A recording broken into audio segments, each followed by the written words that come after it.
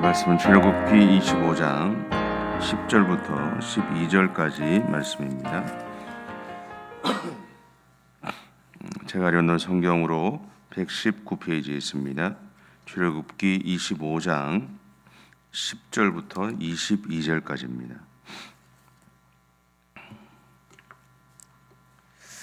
우리 함께 봉독하겠습니다. 그들은 조각목으로 궤를 짜되 길이는 2규빗반, 너비는 1규빗반, 높이는 1규빗반이 되게 하고, 너는 순금으로 그것을 싸되 그 안을 깜팔 싸고 위쪽 가장자리로 돌아가며 금테를 두르고 금고리 넷을 부어 만들어 그 네 발에 달되 이쪽에 2고리 저쪽에 2고리를 달며 조각목으로 채를 만들어 금으로 싸고 그 채를 궤 양쪽 고리에 꿰어서 궤를 매게 하며 채를 궤 고리에 꿰인 대로 두고 빼내지 말지며 내가 내게 줄 증거판을 궤 속에 둘지며 순금으로 속죄제를 만들되 길이는 2규빗반 너비는 1규빗반이 되게 하고 금으로 그를 둘을 속죄소 두 끝에 쳐서 만들되 한 그룹은 이 끝에 또 한 그룹은 저 끝에 그 속죄소 두 끝에 속죄소와 한 덩어리로 연결할지며 그룹들은 그 날개를 높이 펴서 그 날개로 속죄소를 덮으며 그 얼굴을 서로 대하여 속죄소를 향하게 하고 속죄소를 궤 위에 얹고 내가 내게 줄 증거판을 궤 속에 넣어라. 거기서 내가 너와 만나고 속죄소 위 증거궤 위에 있는 두 그룹 사이에서 내가 이스라엘 자손을 위하여 내게 명령할 모든 일을 내게 이르리라. 아멘. 오늘은 지성소에 들어갈 이 물건 중에 정거궤에 대한 이야기입니다. 우리가 일반적으로 이것을 이제 법궤라고 그렇게 부르고 있죠.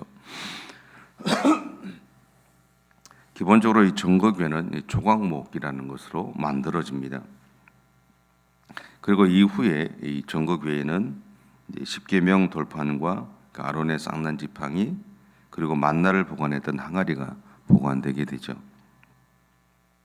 여기서 이 조각목이라고 하는 것을 일반적으로 시띠나무라고 그렇게 부릅니다. 왜냐하면 시띠나무라고 하는 그래서 이 히브리어는 슈타라고 그렇게 하거든요. 시띠이라는 것은 슈타라고 부르는데 그러다 보니까 이제 시띠이라고 그렇게 부르고 있습니다. 근데 영어로 보면 아카시아라고 그렇게 되어 있습니다. 그래서 다른 번역서들을 이제 한번 읽어보시면 아카시아 나무로 그렇게 번역되어 있습니다. 근데 성지순례를 가서 이렇게 한번 보니까 우리가 알고 있는 아카시아 나무와는 조금 다른 것 같아요. 저는 그러니까 제가 뭐 잘 모르기 때문에 그렇지만 그러니까 우리가 알고 있는 아카시아 나무의 가시는 이제 아니까 좀 달라요. 그냥 그 가시 분명히 이제 아카시아 종이기 때문에 잎이 가시처럼 생긴 건 맞는데 좀 달라요. 그래서 중국에 있는 아카시아 나무하고 좀 비슷하다 그럽니다. 그래서 중국어 성경에서는 조현목이라고 그렇게 번역하기도 합니다. 그럼에도 중국의 아카시아 나무는 제가 본 적이 없어서 잘 모르겠는데 어쨌든 우리나라의 아카시아 나무와는 좀 다르다라는 생각을 하고 왔습니다. 아마도 성경에 등장하는 이 조각목이라는 것은 광야의 환경에서 살아남기 위해서 어느 정도는 변형되었을 겁니다. 그래서 아마 그런 차이가 있지 않는가라는 생각을 해보게 됩니다. 근데 이 조각목이라는 것은 이 본문에서 말하는 이 정거궤나 그 다음에 성막의 널판, 채, 띠, 상 뭐 그렇게 성막을 제작하는 재료로 사용되어 왔습니다. 그 이유는 조각목이 가볍고 강하다고 그럽니다. 그리고 또 하나는 병충해에 강하대요. 그래서 오랜 시간 동안 썩지 않는 그런 특성이 있었다 그럽니다. 그래서 신학교에서 이제 우리들이 배우는 이제 성경 중에 70인역이라는 것이 있는데 거기에 보면 썩지 않는 나무로 번역되어 있다고 그래요. 근데 이 조각목을 이스라엘 공동체가 광야에서 얻을 수 있는 재료였습니다. 조각목은 어떻게 보면 쓸모없어 보이는 나무 같아요. 하지만 그럼에도 하나님의 뜻을 이루는 데는 아무런 문제가 없었다라는 거죠. 분명히 사람들이 봤을 때는 그냥 쓸모없는 나무일 수 있는데 하나님이 사용하시기에는 아무런 문제가 없다라는 것을 전제합니다.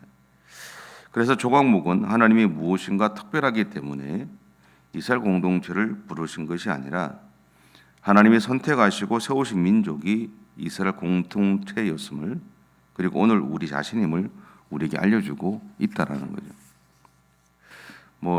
저 같은 목사는 내가 특별하기 때문에 하나님 목사를 불렀다? 아니요. 그런 거 없어요. 하나님이 그냥 그 직임을 감당해야 되니 하나님이 맡겨주신 것. 아니면 다르게 표현하면 목사로 세워놔야 그래도 내 품을 떠나지 않을 것 같으니 세웠다고 저런 거 이야기합니다. 그러지 않았을까? 그러기에 이스라엘 공동체 자체는요, 광야에서 흔하게 볼 수 있는 시띠나무 조각목처럼 그들을 바라보는 국가나 사람의 시선에는 보잘것없게 보였을지 모릅니다.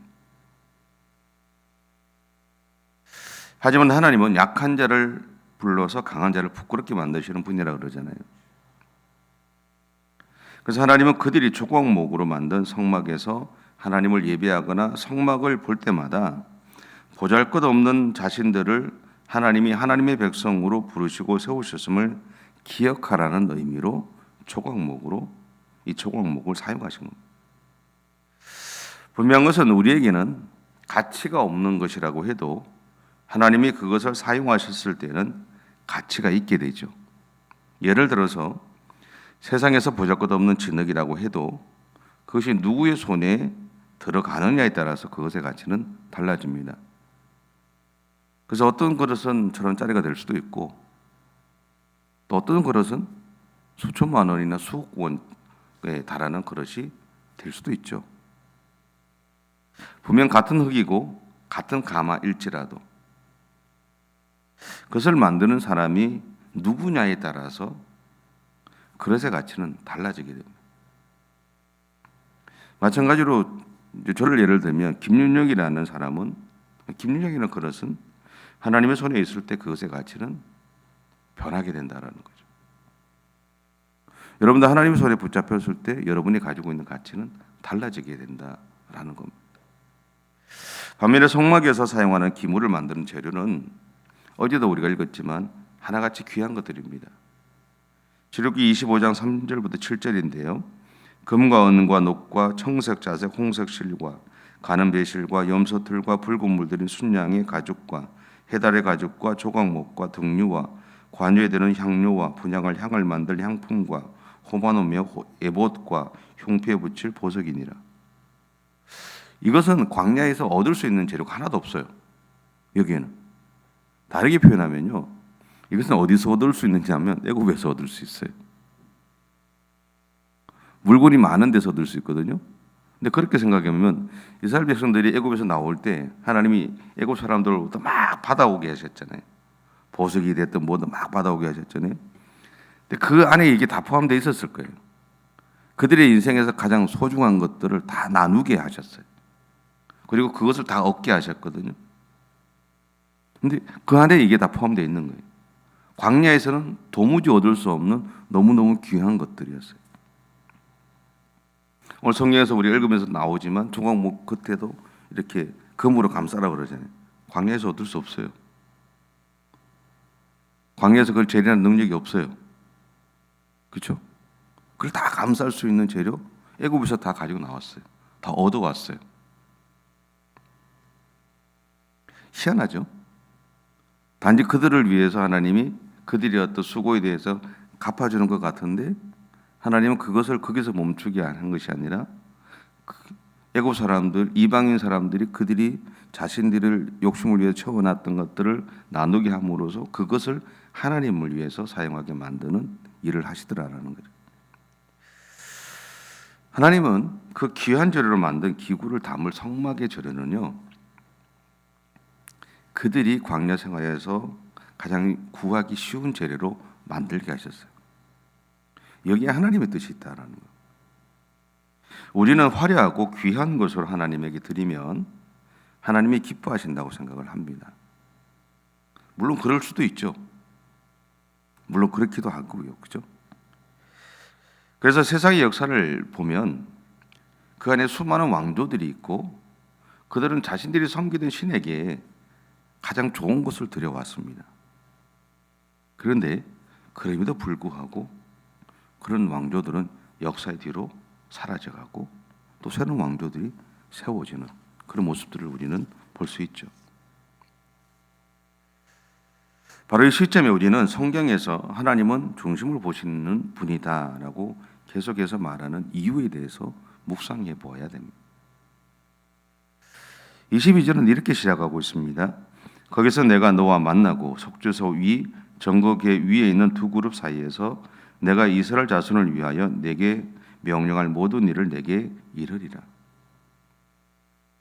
여러분, 성막에 갇혀 있는 것은, 그 정거계가 갇혀 있는 것은 그 안에 귀한 물건이 있기 때문이 아닙니다. 물론 그것 때문에 귀할 수도 있죠. 집에 금붙이 있으면 귀하잖아요. 도둑 맞기 싫어서 그러잖아요. 그죠? 있을 수 있죠. 근데 비록 보잘것없는 조각목으로 만든 정거궤라고 하더라도 그곳에 하나님이 임재하시기 때문에 그것을 함부로 만져서는 안 됩니다. 아무런 가치 없는 조각목으로 만들었는 정거궤지만 그 위에 하나님이 임재하셨기 때문에 누구도 함부로 만지면 안 되는 귀한 것이 됐다라는 거예요. 이처럼 물건의 가치는 그 안에 담긴 것으로 결정되기도 하겠지만 누가 그것을 사용하느냐에 따라서 결정됩니다. 그러면 여러분, 오늘 하나님이 우리를 사용하시기 때문에 우리가 거룩하게 되는 겁니다. 우리의 신앙의 여정이 그리고 인생이 가치 있게 변해가는 겁니다. 하나님이 우리를 사용하시기 때문에. 또한 하나님이 우리와 함께 계시기 때문에 우리를 향해 어떠한 악한 것도 함부로 침노할 수 없습니다. 그 하나님이 오늘도 여러분의 삶의 현장 가운데 함께 계실 겁니다. 그리고 그분이 여러분을 사용하실 겁니다.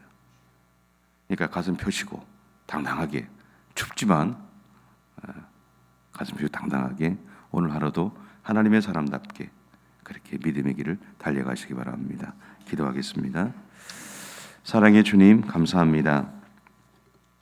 우리가 능력이 있거나 우리가 가치 있는 것이 아니라 우리를 세우셨던 하나님이 능력이 계시고 하나님이 우리를 세워주셨기에 우리가 가치 있는 존재가 된 것을 분명히 믿습니다. 우리를 세워주신 하나님, 그 하나님을 온전히 의지하며 오늘도 믿음의 길을 가고자 합니다. 우리와 함께 해주시고 우리를 통해서 영광 받아 주옵소서. 감사드리며 예수님의 이름으로 기도드립니다. 아멘. 하늘에 계신 우리 아버지, 아버지의 이름을 거룩하게 하시며 아버지의 나라가 오게 하시며 아버지의 뜻이 하늘에서와 같이 땅에서도 이루어지게 하소서. 오늘 우리에게 일용할 양식을 주시고 우리가 우리에게 잘못한 사람을 용서하여 준 것 같이 우리의 죄를 용서하여 주시고 우리를 시험에 빠지지 않게 하시고 악에서 구하소서. 나라와 권능과 영광이 영원히 아버지의 것입니다. 아멘.